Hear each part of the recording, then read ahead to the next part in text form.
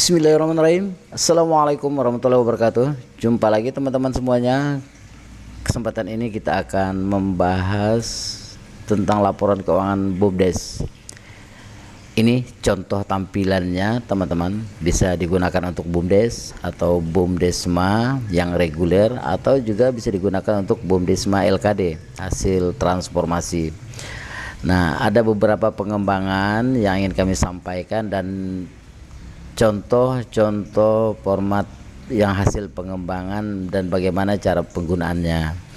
Yang pertama ingin kami sampaikan di tampilan menu. Tampilan menu ini ada sedikit perubahan. Sebelumnya kan ada tombol-tombol di bawah sini yang bisa diklik. Tetapi kali ini kita masih tetap menggunakan di sheet. Teman-teman boleh memilih menu atau yang akan diisi melalui sheet-sheet di bawah ini. Tetapi bisa juga di toolbar atas di aplikasi ini teman-teman bisa memilih melalui menu-menu yang sudah kita sediakan. Silakan memilih. Tapi kalau tidak jalan caranya, teman-teman buka petunjuk di sini. Di sini sudah dibuatkan oleh kreator Pak Andi P. Hamzah dari STAN tentang bagaimana mengoperasikan. Nah, kalau misalnya masih tetap belum bisa dijalankan toolbar di atas ini, teman-teman tutup filenya, kemudian diklik kanan, pilih properties, di unblock. Biasanya ada yang terkunci, gitu ya. Oke, satu persatu. Home sudah, tinggal diisi, identitas dan seterusnya, termasuk tanggal awal tahun buku sampai dengan akhir tahun buku, karena ini penting sekali berkaitan dengan bulan laporan. Yang kedua, petunjuk tadi sudah kita sampaikan, silahkan dipelajari kembali. Yang ketiga, ada pedoman COA. Pedoman COA ini tentang akun, ini yang paling penting. Nah, ini penyesuaian terhadap akun BUMDes yang teman-teman miliki. Nah, ini silahkan disesuaikan. Caranya di kolom D, kawan-kawan tinggal pilih, ada beberapa kategori di sini. Kategori 1, 2, 3 dan 4.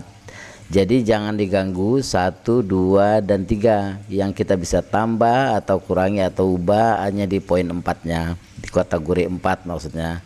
Untuk merubahnya teman-teman checklist yang 3.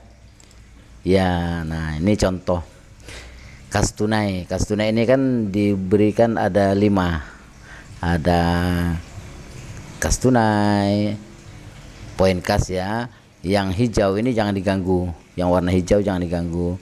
Nah, mulai dari kas tunai, kas di bank, BNI, bank kalbar dan seterusnya, ini yang teman-teman bisa lakukan edit, ditambah untuk disesuaikan dengan kondisi BUMDesma teman-teman, BUMDes teman-teman ya. Oke, kalau misalnya mau nambah silakan ditambah, kalau mau diubah. Tapi pada saat menambah pastikan contoh begini. Ini di insert, balik ke home, kita insert gitu ya. Nah, di blok dari sini ke sini, Ctrl D. Nah, ini kan ada duplikat, berarti di sini jadi 5 gitu ya. Kemudian ini kita ganti jadi BRI misalnya gitu ya, Bank BRI. Nah, jadi di sini 6. Begitu seterusnya gitu ya. Ini contoh. Kalau sudah selesai, teman-teman sudah selesai, kita balik lagi ke di sini, kita hilangkan yang centang 3 ini, kita blok terus sampai ke bawah, dipastikan sudah sesuai, copy, pindahkan ke COA, tinggal di paste di sini gitu ya. Ya,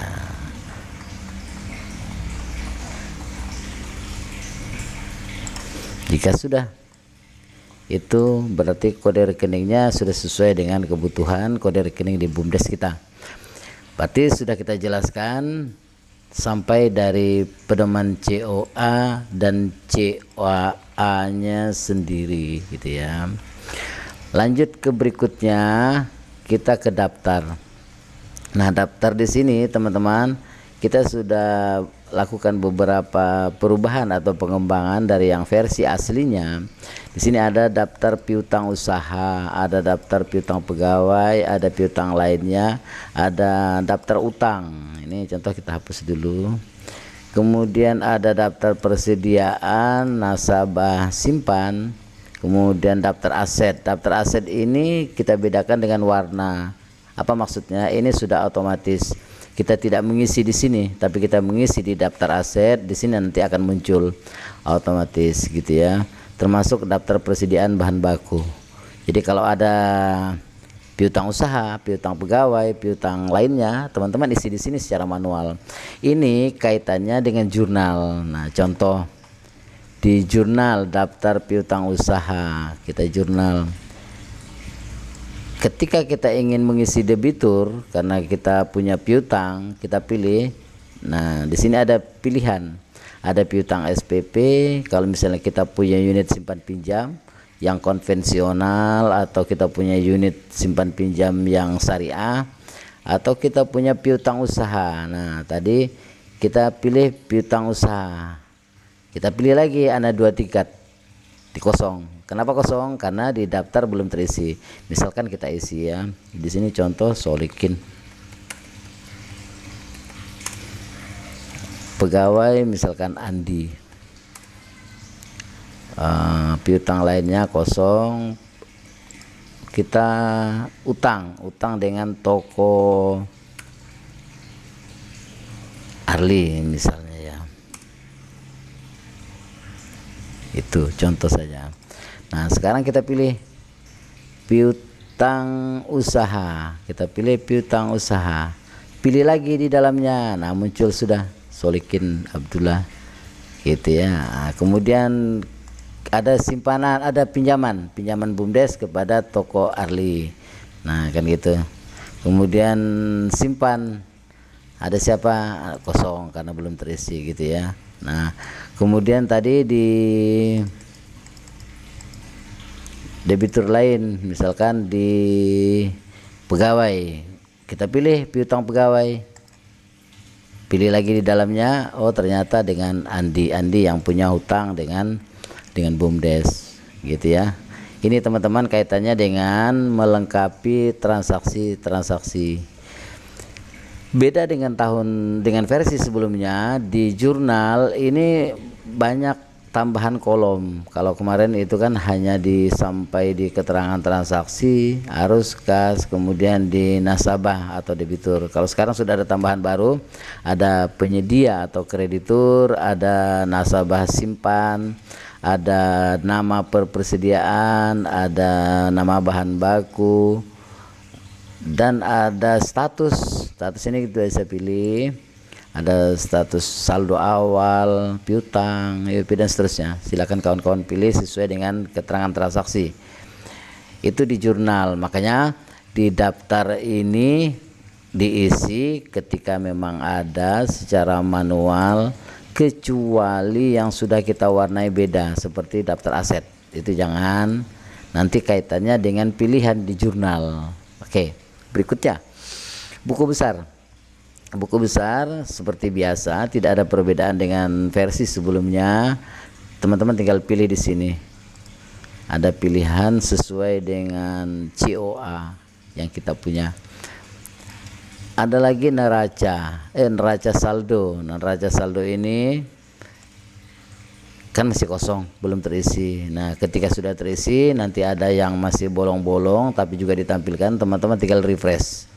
Ketika di refresh dia akan menampilkan yang terisi saja gitu ya. Oke, kalau untuk menampilkannya kembali, checklist di blank. Iya. Berikutnya ada laba rugi. Laba rugi seperti biasa teman-teman, tapi ada pilihan bulan di sini. Karena ini 12 bulan, kebetulan di Januari kita bisa pilih sampai dengan Desember. Atau kita bisa cek dan cetak per bulan untuk di laporan laba rugi. Berikutnya lagi ada laporan perkembangan perubahan ekuitas. Perubahan ekuitas ini karena kami sajikan untuk BUMDes di desa, bukan BUMDes bersama. Jadi penyertaan modalnya hanya penyertaan modal desa dan penyertaan modal masyarakat desa. Nah, kalau di BUMDesma atau BUMDesma LKD, penyertaan modalnya ini kan modalnya desa-desa, mungkin seluruh desa atau 2 desa atau lebih yang bekerja sama. Kemudian penyertaan modal masyarakat juga masyarakat desa A, desa B, desa C dan seterusnya, kan gitu ya. Nah, ini perbedaannya dengan BUMDesma dan BUMDes biasa yang di desa. Tapi bisa digunakan semuanya, tergantung nanti kita lakukan perubahan di COA melalui pedoman COA. Oke, itu laporan perubahan ekuitas. Kemudian neraca antara 2023 dan tahun sebelumnya dan tahun sekarang ini sama, tidak ada perbedaan. Kemudian laporan arus kas. Nah, ini kita juga sudah berikan tanda checklist dan silang. Kalau misalnya arus kasnya keliru, teman-teman nanti akan silang di sini. Oke, kita kembali jelaskan tentang di arus kas. Khusus untuk komponen arus kas, teman-teman ini kan wajib mengisi di setiap ada uraian transaksi yang kode akunnya kas tunai atau kas bank. Maka itu harus dilakukan pengisian di komponen arus kas. Apakah itu kas masuk operasi? Nah, ini juga 2 drop down list, 2 lapis. Ketika kita milih kas masuk misalkan, setelah itu dipilih kembali apakah itu dari penjualan jasa masuknya, dari bunga dan seterusnya. Nah, jadi ada 2 pilihan di sini, dua lapis, 2 tingkatan untuk drop down listnya. Jadi catatannya, setiap ada transaksi di kas tunai atau di kas bank, kecuali hanya mutasi, tarik dan setor rekening, itu tidak perlu diisi di komponen laporan arus kas. Selain itu wajib diisi di komponen laporan arus kas di jurnal. Kalau tidak, nanti arus kasnya akan selisih, gitu ya. Oke, berikutnya ada eksekutif, laporan ringkasan informasi eksekutif. Ini juga automatically, teman-teman tidak perlu kutak-atik karena sudah auto. Nah, ini yang pengembangan baru dari kita ketika BUMDes teman-teman itu punya unit simpan pinjam. Kami siapkan laporan namanya laporan perkembangan pinjaman. Laporan perkembangan pinjaman ini ketika kita isi, yang diisi yang berwarna putih sel dan kolomnya. Kalau yang sudah kita tandai itu jangan.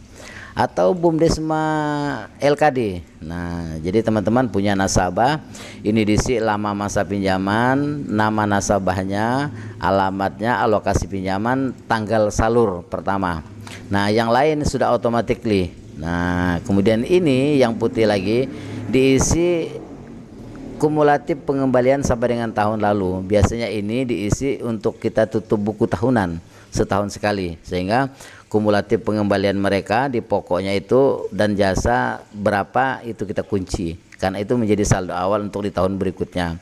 Kemudian di sini adalah target pengembalian pokok dan jasanya. Ini sementara kita buatkan rumus, tetapi teman-teman bisa diketik manual. Kalau misalnya ada pembulatan, misalkan begini, 1 juta 12 bulan, kalau 12 bulan itu kan 833 sekian gitu ya. Nah, tapi teman-teman bisa bulatkan jadi 834.000, tinggal ketik manual saja, silakan, itu dibolehkan. Itu untuk laporan perkembangan pinjaman yang sifatnya konvensional. Ada juga laporan perkembangan yang berbasis syariah misalkan gitu. Jadi sama persis yang diisi, mulai yang putih di sini. Nah, kemudian yang sudah berwarna jangan diganggu karena itu sudah formula. Nah, ini diisi dengan total pengembalian kumulatif sampai dengan tahun lalu ketika tutup buku gitu. Dan ini bisa secara rumus dibagi bulan, misalnya alokasi pinjaman awal dibagi berapa bulan masa pinjaman. Tetapi bisa juga teman-teman ketik manual ketika ada pembulatan-pembulatan. Itu untuk laporan perkembangan pinjaman, baik itu konvensional ataupun syariah. Berikutnya ada pengembangan lagi kolektibilitas. Ini cadangan risiko pinjaman ya, berdasarkan kolektibilitas. Ini untuk yang konvensional. Ini teman-teman tidak perlu isi karena sudah automatically. Jadi otomatis dia. Kalau kelompok atau nasabah yang menunggak yang lancar itu berada di kolektibilitas 1. Ketika dia menunggak 1 sampai dengan 2 kali angsuran, maka dia berada di kolek 2 dan seterusnya sampai dengan angsuran yang menunggak di atas 6 bulan, maka dia akan berada di kolektibilitas 5, sehingga akan muncul di sini nanti berapa cadangan rasio cadangan risiko untuk pinjaman yang bermasalah gitu ya. Ini jangan diganggu karena sudah otomatis. Begitu juga dengan kolektibilitas untuk yang syariah, sama persis gitu ya. Kemudian bulan berjalannya itu automatically semuanya dengan di home di sini. Ketika kita buat sampai dengan 31 Januari berjalannya 1 bulan. Kita buat bulan Februari nanti dia akan berjalan, dia automatically. Ini berlaku buat LPP, laporan perkembangan pinjaman, berlaku juga buat aset gitu ya, penyusutan atas aset, dia akan otomatis. Berikutnya aset. Nah, aset ini juga kita sudah siapkan, kita sudah pilih. Ada aset itu ada berupa tanah, kendaraan, peralatan dan mesin, kemudian ada mebler, ada gedung dan bangunan, dan ada konstruksi dalam pengerjaan. Nah, silakan teman-teman diisi. Yang diisi juga yang sel berwarna putih. Jangan yang sudah kita beri warna, karena itu ada formula. Berikutnya di sini juga kita buatkan ada nilai buku tahun lalu, sehingga ini hanya untuk tutup buku. Nilai buku tahun lalu kita simpan di sini, sehingga itu nanti menjadi saldo awal nilai buku yang dikurangi penyusutan tahun berikutnya. Itu saja. Nah, ini berkaitan langsung nanti dengan penyusutan. Nanti di penyusutan di sini akan otomatis berapa penyusutannya sampai dengan bulan Januari sampai dengan bulan Februari, dari perolehan awal, dan berapa nilai buku akan kelihatan. Oke, itu di aset tetap tadi. Kemudian ada buku pembantu piutang, ini sudah otomatis teman-teman.